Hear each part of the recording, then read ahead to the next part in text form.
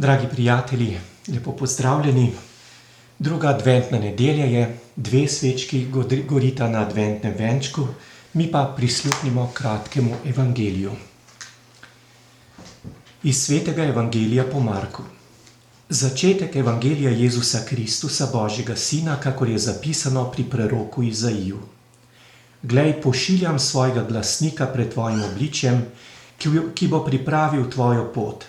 Glas vpijočega v puščavi, pripravite Gospodovo pot, zravnajte njegove steze.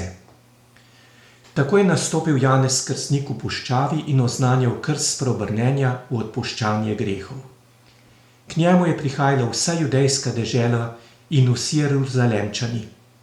Dajali so se mu krstiti v reki Jordan in priznavali svoje grehe. Janez je bil oblečen v kameljo dlako in imel je usnjen pas okoli ledi. Jedel je kobilice in divji med. Oznanil je: za menoj pride močnejši od mene in jaz nisem vreden, da bi se sklonil pred njim in mu odvezal jermen njegovih sandal.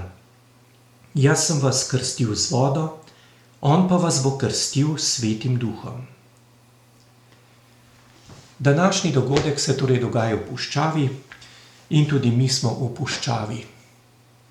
Vsak na svoj način jo doživlja, najtežje se mi zdi, da je doživljate mladi, otroci in mladi, ki ste po naravi najbolj nagnjeni k druženju.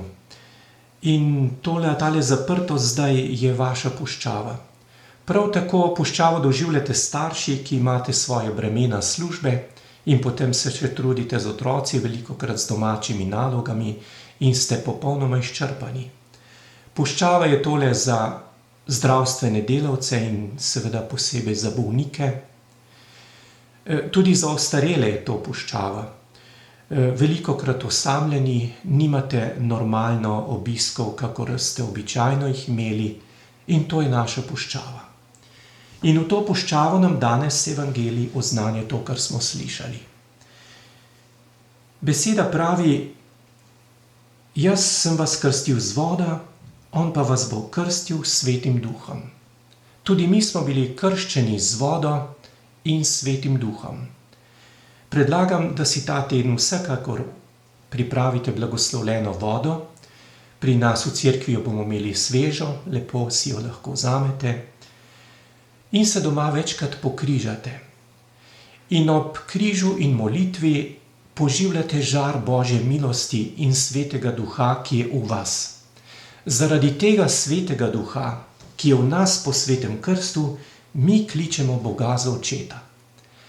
Mi nismo najvišje razvite živali, kakor včasih slišimo, ampak mi smo Božji otroci.